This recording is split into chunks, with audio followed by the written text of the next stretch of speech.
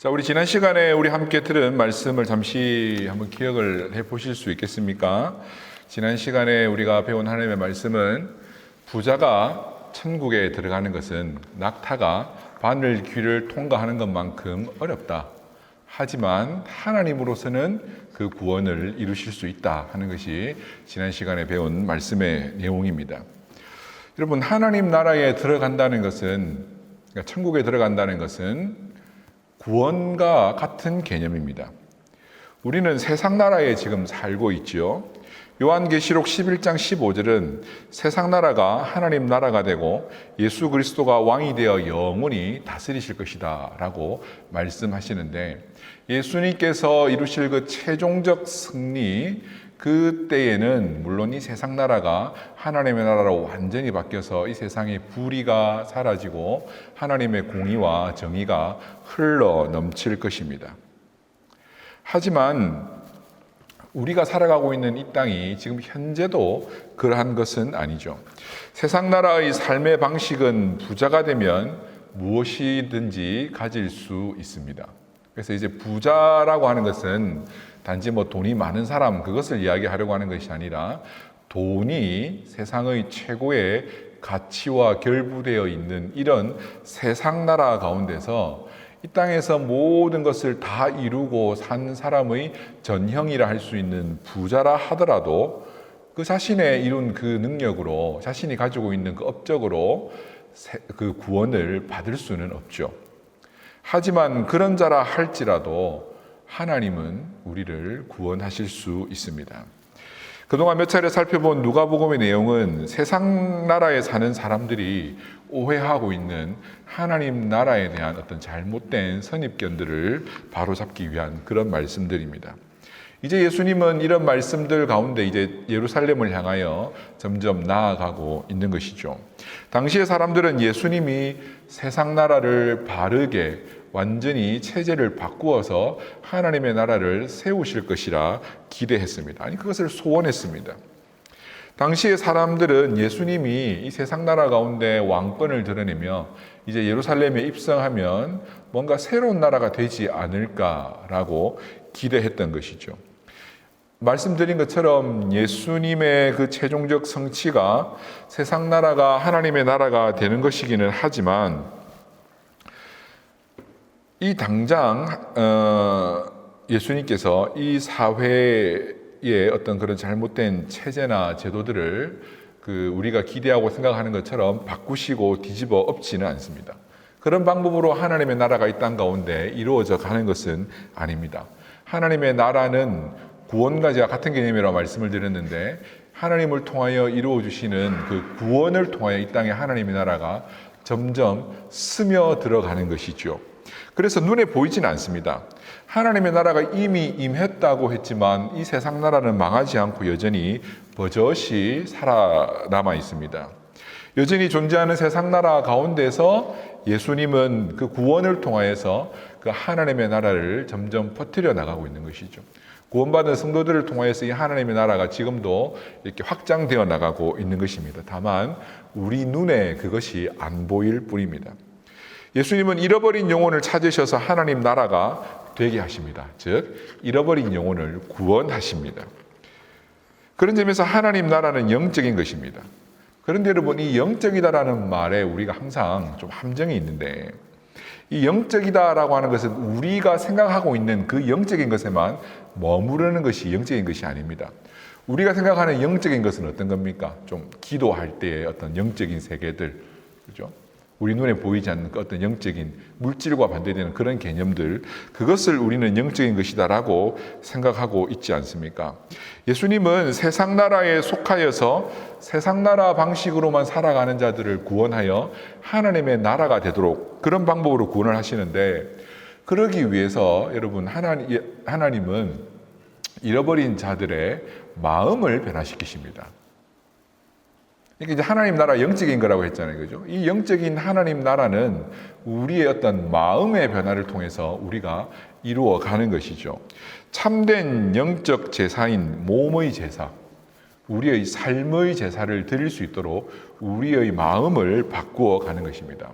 그래서 여러분 우리가 예배 이제 마지막 순서로 이제 축도를 하기 전에 로마서 12장 1절과 2절을 읽으면서 세상으로 나가지 않습니까? 우리의 예배가 이 주일 이 1시간만의 예배가 아니라 세상에 나가서 몸의 제사로, 그것이 거룩한 영적인 제사이기 때문에 거룩한 영적인 제사로서의 몸의 제사를 드리며 삶의 제사를 드리며 살아가기로 선포하고 결단하고 나가는 것이죠. 결국 여러분, 이 영적인 우리의 주일 예배는 이 영적이라고 우리가 생각했던 그것에만 머무르는 것이 아니라 이 영적인 것은 우리의 마음의 변화를 통하여서 우리의 삶의 변화까지 이어져 가는 것이 참된 영적인 것의 의미인 것이죠. 그래서 여러분, 하나님 나라, 즉 구원을 위해서는 마음의 변화가 필수적입니다. 하나님의 나라가 영적인 개념이라고 했는데 사실 이 영적이다라는 것과 우리의 마음에 있는 어떤 그 심적인 것의 정확한 구분은 어렵습니다. 사람을 영과 혼과 육, 이 세 가지로 이게 분류하기도 하고, 개혁주의 이제 계열에서는 영과 혼과 육 삼분법이 아니라 그냥 영과 육 두 가지로만 이게 좀 더 이제 분류를 하는데, 이 영혼과 마음, 이것은 사실 정확히 어디까지가 마음이고 어디서부터가 영혼인지 사실 구분하기가 쉽지 않습니다. 그래서 마음을 그냥 영혼이라고 봐도 되고 또 영혼을 마음이라고 봐도 되는 것이죠. 근데 이제 우리는 영적인 것, 어떤 신령한 것에 대한 어떤 그런 선입견이 있기 때문에 영적이다라고 하면 항상 그 영적인 것, 그것에만 이 말씀의 의미를 국한시키는 경우가 많습니다. 그래서 여러분, 우리가 영적 예배를 드린다, 영적으로 변화되었다라고 하는 이 말은 우리의 마음이 바뀌었다, 우리의 마음이 새롭게 되었다라는 말과 크게 틀리지 않은 말입니다. 오늘 설교의 제목은 그래서 하나님의 나라와 마음의 변화라고 제가 제목을 잡아보았는데요. 예수님은 우리의 마음을 변화시키시는 분입니다. 하나님의 나라를 이해하지 못하는 이 세상 사람들이 살아가는 세상 나라에서 예수님은 우리를 구원하시되 우리의 마음을 바꾸어 이제는 하나님 나라의 삶의 방식으로 살아가도록 바꾸는 것이 마음의 변화요, 우리의 구원인 것이죠. 그래서 지금까지는 세상 나라의 가치를 추구했으나 이제는 영적인 하나님의 나라, 우리의 마음으로 영적인 하나님의 나라를 추구합니다. 그래서 이 구원은, 하나님 나라의 백성이 되었다라고 하는 이 구원은 항상 우리의 마음의 변화로 증거가 드러나게 됩니다. 이는 착한 행실이 있어야 구원을 받았다, 그러니까 착한 행실로 구원을 받는다라고 하는 행위 구원을 말하는 것이 아니라 예수님께서 우리를 구원하실 때에 우리의 마음을 바꾸시기 때문에 그 변화된 마음으로 구원의 증거로서 선한 삶의 어떤 행실들이 이제부터는 드러나는 것이죠. 왜 그렇습니까? 세상 나라에서 하나님 나라로 들어왔기 때문에 이제는 새로운 삶의 가치를 추구하며 쫓아가는 것입니다. 그것이 바로 우리가 가져야 될 마음의 변화인 것이죠. 오늘 본문은 지난 시간에 살펴본 예수님의 그 말씀, 부자가 천국에 들어가기 어렵지만 하나님은 하실 수 있다라고 하는 그 말씀에 대한 가장 적절한 실예입니다. 예수님은 바늘길을 통과하기보다 부자가 하나님 나라에 들어가는 것이 더 어렵다고 했는데, 이는 예수님이 부자들을 싫어해서 그런 말씀을 하신 거겠습니까? 아니죠. 이 부자라고 함은 세상 나라의 질서와 가치를 가장 잘 따르고 가장 잘 순응하고 적응한 세상의 모범생 아닙니까? 그러니까 세상의 가치가 가장 몸에 잘 배어 있는 사람들이 부자라고 할 수 있습니다. 경쟁에서도 살아남았고요. 그런데 그런 마음의 상태로는 천국에 들어갈 수 없다라는 것을 말씀하시는 것이지 부자를 싫어하신다는 말씀은 아닙니다.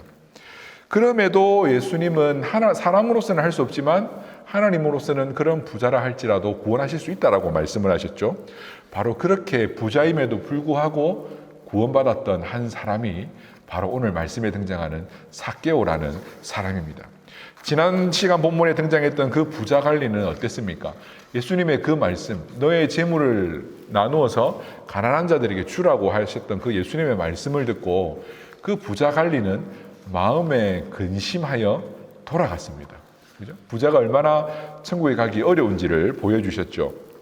이는 단지 그가 돈을 너무 좋아해서 돈을 아끼는 구두쇠여서 그런 것이 아니라 그것은 그가 살아온 삶의 방식과 정면으로 충돌되기 때문입니다. 그것을, 그 기득권을 놓고 싶지 않았던 것이죠. 포기하고 싶지 않았습니다. 그래서 결국은 고민만 하다가 즉시로 응답하지 못하고 돌아가 버렸습니다. 그런데 오늘 본문에 나오는 삭개오는 즉시로 마음의 변화를 받았고 그 마음의 변화 가운데 행동으로 옮겨서 예수님의 말씀대로 행했던 거죠. 삭개오는 여러분 어떤 사람입니까? 어린 시절부터 교회를 다니신 분들은 삭개오 하면 제일 먼저 떠오르는 연관 검색어가 뭡니까? 없으세요? 네. 키가 작다죠. 키가 작다. 보통 이제 어린 시절부터 삭개오는 키가 작아서 뽕나무 위에 올라갔다. 뭐 이제 주로 이제 그런 노래도 있고요. 그렇게 먼저 배우는데 성경이 제공하는 가장 먼저 제공하는 삭개오에 대한 정보는 뭡니까? 그가 세리장이요 부자였다라는 겁니다. 세리에 대해서는 제가 자주 말씀을 드렸죠. 설교 중에. 삭개오는 그 세리들 중에서도 더 높은 세리장이었습니다. 그래서 당연히 돈도 많았습니다. 삭개오는 세리장으로서 자신의 휘하에 그 많은 세관, 세리들을 두는 하급 세리들을 두고 있었던 세무서장 정도 된다고 볼 수 있을까요? 세무청장 정도 될지까지는 모르겠지만 확실히 세무서장 정도는 지역을 가나라는 세리장 정도는 되었던 것입니다. 당연히 부자였고 그 당시 사람들이 보기에는 당연히 어떻겠습니까? 나쁜 놈들 중에서도 더 나쁜 놈이죠. 세리들도 싫어하는데 그 세리보다 그 위에 있는 세리장이었으니까요. 이제 예루살렘을 향해 가시던 예수님이 삭개오가 살던 이 여리고를 지나가십니다.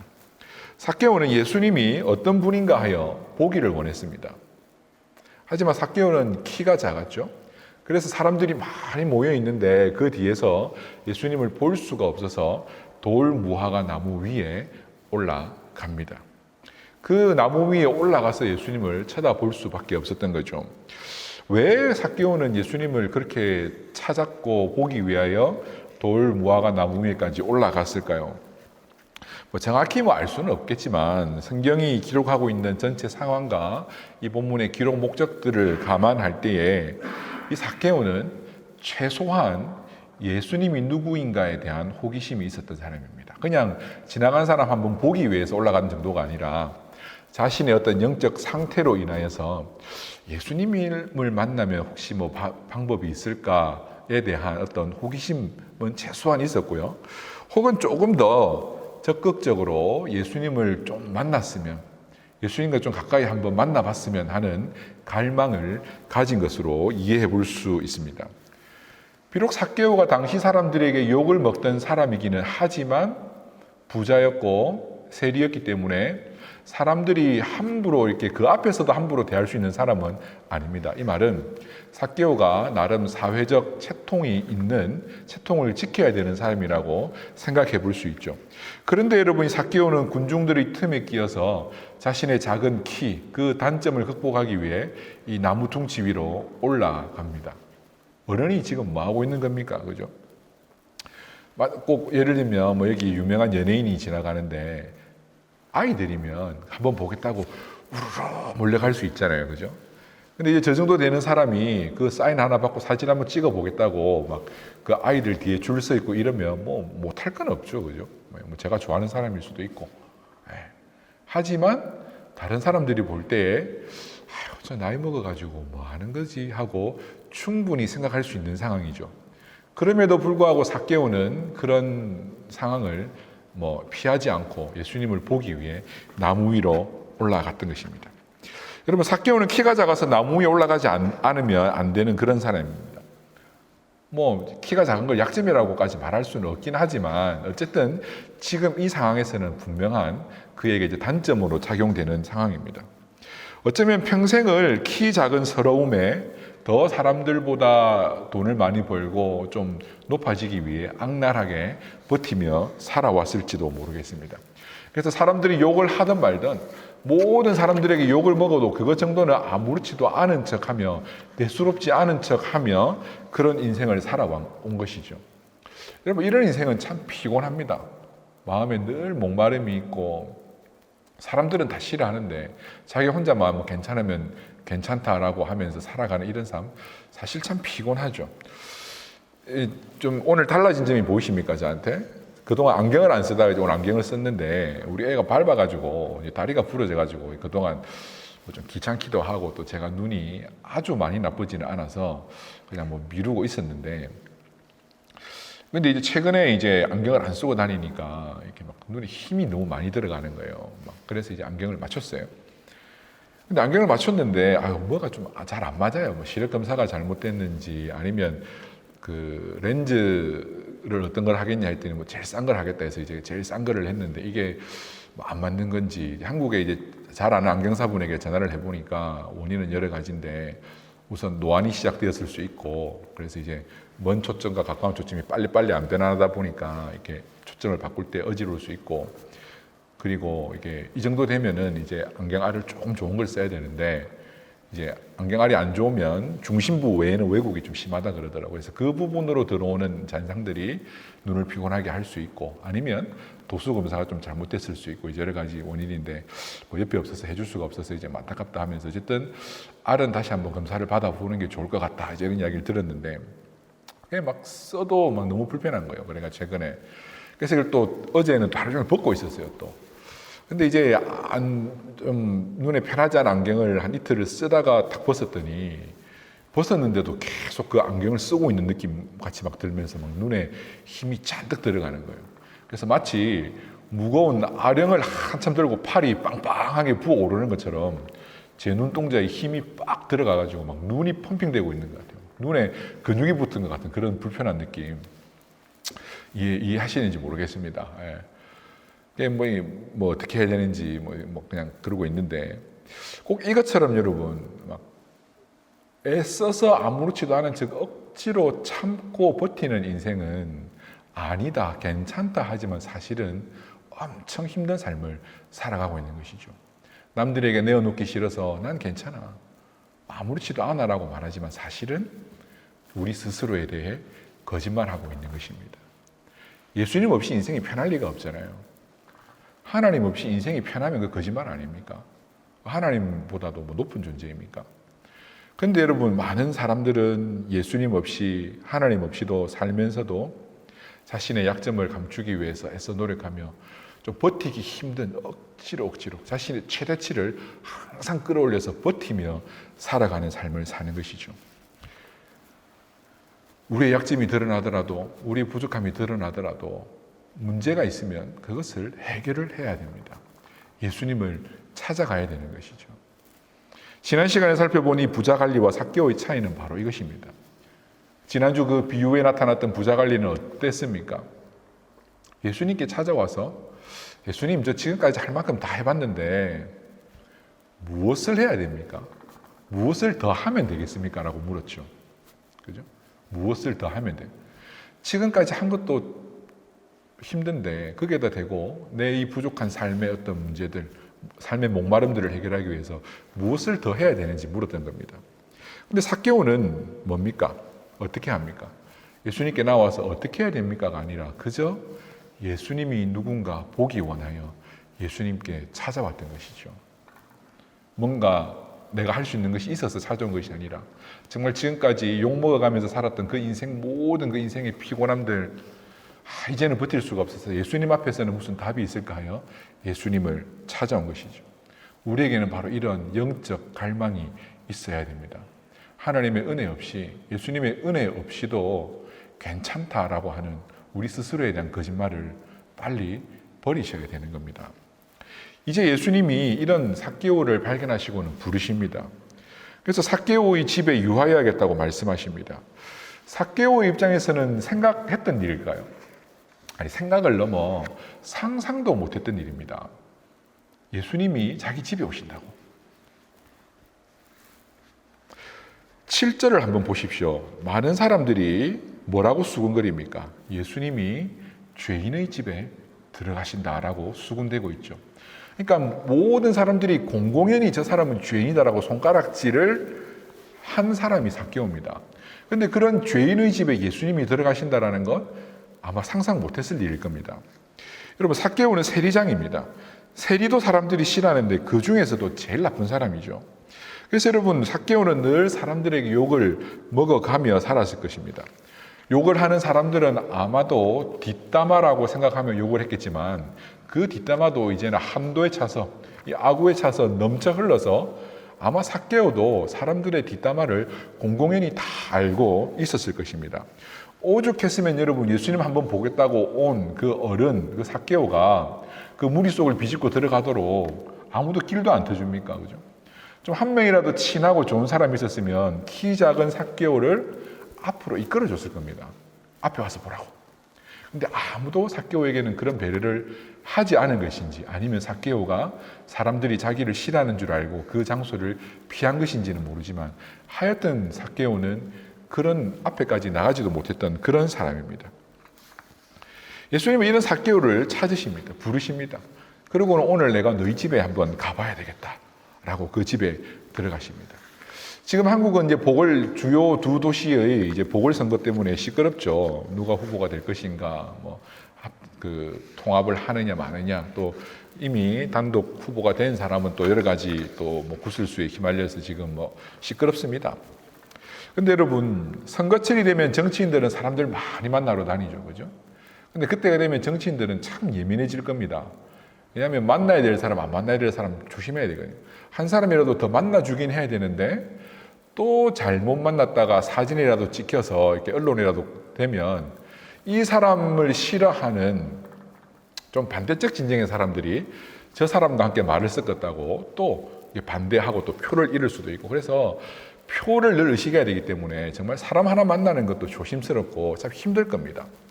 지금 예수님은 예루살렘을 향해 가고 있지 않습니까? 세간의 관심이 뭡니까? 예수님이 예루살렘에 가시면 어떤 일이 일어날까? 진짜 이번에 예루살렘에 가시면 나라를 한번 뒤엎을까? 그 다윗의 왕국을 회복하실까? 쉽게 말해서 예수님이 선거에서 당선될까? 이런 것이 지금 세간의 관심입니다. 그렇게 본다면 예수님은 지금 표에, 자신의 선거에 불리한 행동만 하고 계시는 것이죠. 계속해서 죄인들을 만나시고, 드디어 이제는 사람들이 삭개오의 집에 들어가니까 죄인의 집에 들어가신다라고, 그러니까 죄인의 무리, 시정잡배와 별 다를 게 없는 그런 사람으로 평가되는 것이죠. 아마도 이 삭개오의 집에서 식사하시고 난 다음 날이면 아마도 신문 일면에 이 장면이, 사진이 탁 나오면서 예수님의 여론조사도 하향세를 칠 것이 분명합니다. 만약 오늘 이런 정치인들의 어떤 그 행태 가운데서 우리가 한번 적용을 해본다면 말입니다.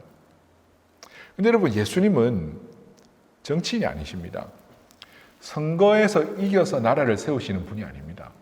정치적 힘으로 나라를 세우시는 분이 아니죠. 예수님은 아무도 좋아하는 사람이 없는 그 잃어버린 자들, 그 죄인들을 구원하셔서 그들을 하나님의 나라로 세워 나가시는 분입니다. 그래서 예수님께서 10절에 말씀하신 것처럼 예수님은 잃어버린 자를 위해 이 땅에 오신 분입니다.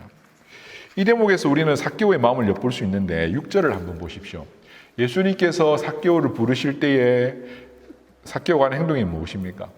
급히 내려와서 예수님을 영접했습니다. 예수님을 자신의 집으로 모시고 가서 그냥 보냈겠습니까? 아마도 거하게 한상을 차려서 예수님께 대접을 하지 않았겠습니까? 사람은 누구나 할 것 없이 다 허물이 있는 사람입니다. 그래서 여러분, 우리는 내 허물을 가리기 위해 사용하는 방법이 있는데 그게 뭡니까? 다른 사람의 허물을 더 크게 부각시키는 겁니다. 혹 찾지를 못하면 만들어내서라도 그 사람에게 허물을 뒤집어서 허물 많은 사람을 만들어내야 됩니다. 그래서 한 사람이 발견되면 모두가 다 합심해서 그 한 사람을 물고 늘어집니다. 우리 공동체에서 가장 나쁜 한 사람이 있어야 내가 덜 나쁜 사람이 되기 때문입니다. 그래서 여러분, 세상에서 제일 재밌는 일이 남 욕하는 것 아닙니까? 그죠? 그래서 카페에서 같이 차 마시다가 절대로 화장실 가면 안 되죠, 먼저. 남은 사람들이 어떻게 할지. 근데 여러분, 사실 따져보면 사람 중에 안 나쁜 사람은 하나도 없습니다. 덜 추워내고 찾아보면 욕 안 먹을 사람 아무도 없습니다. 그죠? 사실 어떻게 보면 당연한 겁니다. 나 혼자 욕 먹어 억울하긴 한데 따지고 보면 내가 욕 안 먹을 이유도 사실 없는 것이죠. 그것처럼 우리는 모두 다 사실은 나쁜 사람입니다. 욕먹기에 충분한 사람들입니다. 그런데 여러분, 아무리 나쁜 사람이라 하더라도 그가 나쁜 짓을 할 때 그 나쁜 짓 한 게 나쁜 사람이지, 그 사람이 사람으로서 항상 나쁘기만 할까요? 그죠? 그래서 우리 이런 말을 합니다. 정말 사람들이 다 욕하는 사람이라도 나하고 친한 사람한테는 뭐라고 말합니까? 에이, 그래도 아니야. 가까이 지내봐. 알고 봐. 그 사람도 참 좋은 사람이야 라고 두둔해 주지 않습니까? 그 기준이 뭐죠? 나하고 친하냐, 친하지 않냐인 것입니다. 이것은 나하고 친한 사람이기 때문에 덮어주는 것이다 라고도 이해를 해볼 수 있지만, 또 좀 긍정적으로 생각을 해보자면 친하게 지내보면 그에게도 좋은 점도 있는 것이죠. 뭐 좋은 점도 있고 나쁜 점도 있는 것이지, 그죠? 그래서 여러분, 모든 사람이 다 욕을 해도 나와 관계 있는 사람에 대해서는 좋게 이야기하려는 것이 우리의 마음입니다. 바로 그거죠. 우리는 사람을 객관적으로 평가한 이후에 그 사람을 좋아하는 것이 아니라 내가 좋아하는 사람을 좋게 봐주는 것이죠. 그래서 여러분, 더 나쁜 사람 뭐 있겠지만 그 사람이 나쁘기만 한 것이 아니라 나에게는 좋은 사람이 될 수도 있는 것입니다. 지금 삭개오는 모든 사람들에게 욕을 먹었던 사람입니다. 근데 여러분, 삭개오가 욕 먹을 만합니다. 근데 삭개오를 욕하던 사람들은 안 나쁜 사람들이었을까요? 그죠? 삭개오를 떼고 나면 그 다음 또 사람이 나오지 않겠습니까? 나쁜 사람이. 그런데 여러분, 모든 사람이 삭개오를 욕했지만 한 분, 예수님은 이 삭개오를 그렇게 나쁘게 보시지 않았습니다. 예수님께 나왔을 때 말입니다. 왜 그렇습니까? 삭개오가 급히 예수님을 영접하여, 삭개오가 예수님과 친해졌거든요. 예수님이 삭개오와 친해지고 나니까 사람들이 다 욕을 해도 아니다. 삭개오는 이제 좋은 사람이다. 구원이 이 집에 임했다. 이제 이 사람도 아브라함의 자손이다. 내가 이와 함께 식사하고 그와 함께 거하겠다라고 예수님께서 말씀해 주시는 것입니다. 이것이 여러분, 구원의 놀라운 비밀입니다. 우리에게 죄가 없어서 사람들에게 욕먹을 만한 행동이 없어서가 아니라 욕먹을 만하죠. 하지만 세상 사람들이 다 우리를 욕해도 우리가 예수님께 나올 때에 예수님은 우리와의 그 관계 때문에 우리를 나쁜 사람으로만 보지 않고 이제 너에게 구원이 임했다. 너는 아브라함의 후손이다라고 우리와 관계를 맺어주시는 것입니다. 바로 그것이 우리가 받은 구원의 의미인 것이죠. 누구나 할 것 없이 다 죄인입니다. 우리 속사람을 몰라서 그렇지 뭐 저도 그렇습니다. 제 속사람을 여러분이 다 몰라서 제가 설교하고 있는 거지, 제 속사람을 여러분이 알기 시작하면 제가 부끄러워서 여기 설 수 있겠습니까?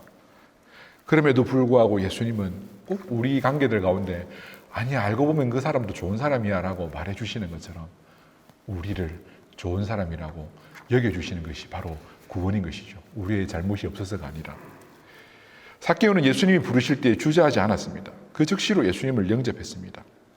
바로 이것이 구원이 임하는 비결인 것입니다. 우리의 영혼의 목마름, 인생의 목마름이 있는데도 이것을 무시하고 살아갈 것이 아니라 예수님이 우리 앞에 오셔서 우리를 부르실 때 우리는 즉시로 예수님을 영접하여 우리의 삶에 모셔드려야 하는 것입니다. 우리는 예수님께 좋은 평가를 듣는 사람이 되어야 합니다. 그렇지 않습니까?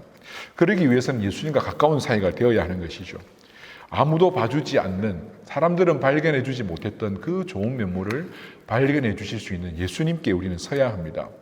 그러면 여러분, 세상 사람들이 다 욕해도 예수님만 좋게 봐주시면 된다는 말입니까? 이 말이 좀 맞는 말이긴 한데 오해도 할 수 있는 말이죠. 그죠? 세상 사람들이 참 싫어하는 말입니다. 왜 예수쟁이들은 다 죄 지어놓고 자기들 뭐 이로운 척 하는지, 그렇게 오해를 충분히 받는 말이죠. 예수님은 세상 사람들에게 욕을 먹는 나쁜 사람이라도 그냥 아무 문제 없다고 해주시는 분일까요? 여기서 이제 우리는 구원에 담긴 그 놀라운 비밀을 하나 더 발견을 해야 되는데, 바로 예수님이 하나님 나라를 위해, 잃어버린 자들을 위해, 우리의 구원을 위해 하시는 일이 하나 있는 것입니다. 그리고 그것은 우리의 해야 할 일과 연결되기도 합니다. 예수님을 영접한 삭개오가 어떻게 되었습니까? 바로 마음이 변했습니다. 예수님은 욕먹던 삭개오의 과거를 이제는 잊고 이제는 그의 마음이 변화를 받아 새로운 삶을 살아갈 수 있도록 해주신 것입니다. 그것이 바로 구원인 것이죠. 더 이상 과거에 매이지 않습니다. 욕을 먹을 만한 사람이지만 이제는 예수님을 기쁘게 영접하고 그의 마음이 변한 것입니다. 그 마음이 변한 결과가 무엇입니까? 먼저 소유의 절반을 가난한 자들에게 나누기로 합니다. 이 당시 유대인들의 그 법과 전통을 따르면 5분의 1 정도만 가난한 자들에게 나누어도 큰 헌신으로 여겨지는 일입니다. 근데 삭개오는 그것을 넘어서 그의 재산의 절반을 나누어 줍니다. 훨씬 더 많은 헌신이 있어야 되는 것이죠. 그리고 혹 그가 속여서 빼앗은, 그러니까 과하게 징수한 세금이 있었다면 그것을 갚는데 몇 배로 갚겠다고 합니까? 4배로 갚아주겠다고 하는 것입니다. 어쩌면 그의 재산은 다 사라질지도 모릅니다. 과거에 행한 일이 잘못이 많았었으면. 부자가, 지난주에 살펴본 부자와 관리와는 완전히 다르죠? 자신의 재산을 포기하기로 결단을 한 것입니다. 왜요? 하나님의 나라를 더 귀한 것으로 여기고 그의 마음이 변했기 때문입니다. 그래서 앞으로 살아가면서 갚아나가겠습니다가 아니라 즉시로 삭개오는 갚았던 것입니다. 이는 완전한 마음의 변화를 보여주는 것입니다. 앞서 말한 바와 같이 부자는 천국에 들어가기 어렵지만 하나님께서 이 삭개오를 구원하시니까 이 부자도 자신의 재물을 포기하고 이제는 하나님 나라에 들어갈 수 있게 된 것입니다. 세상 나라에 속한 자들이 천국에 들어가기는 쉽지가 않습니다. 왜 그럴까요? 우리의 마음이 쉽게 변하는 게 아닙니다. 우리의 마음을 바꾸어서 하나님께서 원하시는 삶으로 나아가는 것이 쉬운 것이 아닙니다. 우리의 힘으로 착한 행실을 하며 살아가는 것이 쉬운 일이 아닙니다.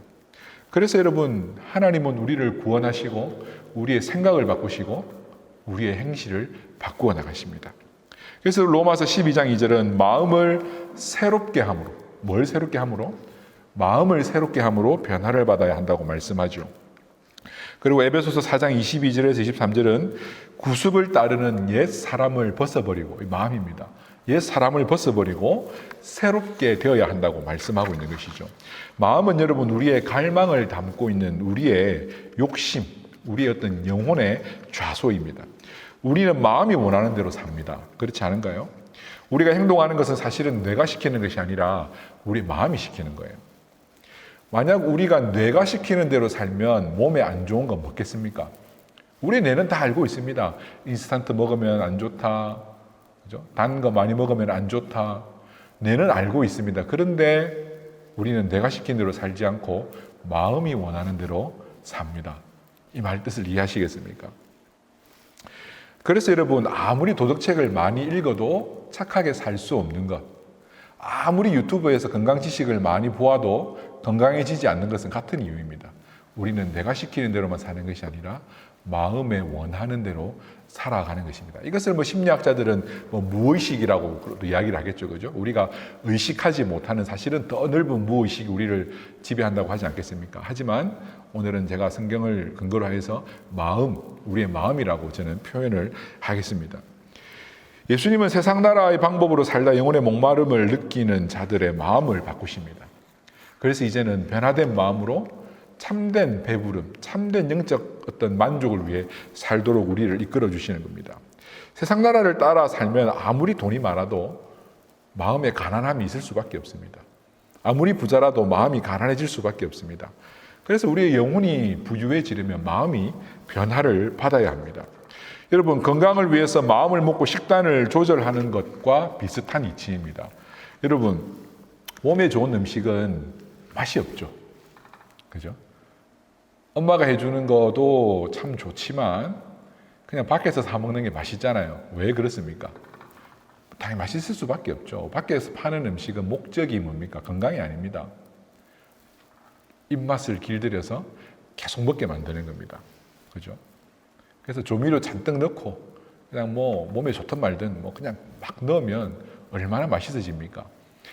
그래서 여러분, 그것을 먹다가 이제는 내가 몸을 생각해서 건강하게 살아야 되겠다 해서 좀 좋은 거 챙겨 먹고 원재료 그대로 먹고 이러려면 딱 부딪힙니다. 어디에서 부딪힙니까?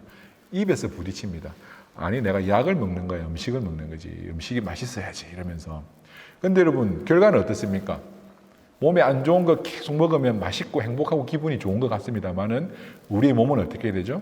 실제로 몸은 병이 들어가고 있습니다. 하지만 습관에는 조금 부딪히지만 좋은 것을 먹기 시작하면 몸은 어떻습니까? 좋아져 나가는 것이죠. 우리의 마음의 변화를 받아 새로운 삶을 살아가는 것도 이와 같은 이치입니다.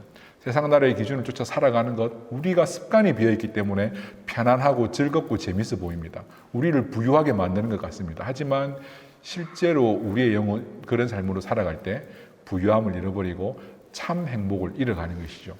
그러니 아무리 인기가 많아도 돈이 많아도 권력을 가졌어도 자살도 하고 인생의 허무함을 고백하는 것 아니겠습니까?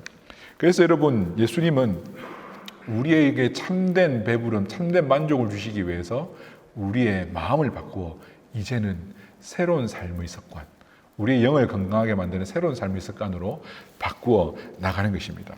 천국의 삶과 어울리지 않는 우리들이 이제 마음을 바꾸어서 천국을 사모하게 되는 것이죠. 그래서 여전히 남아있는 우리 몸의 습관들로 인해 세상 가운데 살다가 이 주일 예배에 참석하여서는 천국이 무엇인지 또 한번 상상하고 천국의 배부름이 무엇인지 또 한번 경험하면서 내 몸의 습관이 잘못된 것이구나 라고 인정하며 우리의 마음을 변화시켜서 마음의 변화를 받아 새로운 삶의 어떤 방법들을 체득하고 습관을 새롭게 형성해 나가야 되는 것이죠. 말씀을 맺겠습니다. 여러분, 하나님 나라는 세상의 정치와 질서로 세워지는 것이 아니라 하나님께서 구원하신 잃어버린 자들을 통하여 세워져 가고 세상 가운데 스며들어가는 것입니다. 최종적 구원의 상태에서는 물론 세상 나라가 바르게 되겠지만 지금 당장 예수님이 정치를 통해서 이 나라를 바르게 세우시는 것이 아닙니다. 오히려 십자가를 통하여 하나님 나라를 이루셨고 그 십자가를 통하여 우리를 구원하심으로 연약한 우리들, 그저 우리의 마음이 바뀌는 것을 통하여서 하나님의 나라가 세워져 나가도록 하시는 것입니다. 그래서 예수님의 구원은 우리의 마음을 바꾸십니다. 우리가 새 사람을 있게 하십니다. 이해하기 힘든 일입니다. 왜 죄인들을 구원해 주시는지, 그것은 예수님이 우리의 마음을 바꾸실 것이기 때문에, 마음을 바꾼 새 사람을 입은 우리와 친하기 때문에 우리의 좋은 점을 봐주시고 우리를 구원해 주시는 것입니다. 하나님의 나라는 눈에 보이지 않는 영적인 나라입니다. 이 영적인 나라가 점점 세상 나라를 이기고 이 세상 나라에 스며들어서 승리하는 것입니다. 정치 제도를 통하여 나라를 한 번에 바꾸는 것이 아니라 마음의 변화를 받은 잃어버렸던 자들이 돌아와서 그들이 이 세상 나라 가운데서 하나님의 나라를 퍼뜨려 나가는 것입니다. 그저 우리의 마음이 변화를 받아 하나님 나라의 가치와 질서를 따르는 사람들로 인해서 어느새 보니 하나님의 나라가 점점 세워져 나가고 있는 것이죠. 그 하나님 나라의 귀한 일, 그 하나님 나라 확장을 위해서 귀한 일, 그 첫 출발은 바로 오늘 우리들의 마음인 줄로 믿습니다. 그래서 오늘 이 말씀을 통하여서, 오늘 삭개오를 통하여서 변화되어야 될 나의 마음은 무엇인지 한번 생각해 볼 수 있는 시간 되기를 원합니다. 마음의 변화를 통하여서 참된 배부름, 참된 만족이 있는 삶의 습관을 길러나갈 수 있는, 좀 부딪힌다고 불편하다고 포기하지 말고 마음의 변화를 받아 계속해서 천국의 질서를 따라가는 우리 귀한 성도님 되시기를 바랍니다.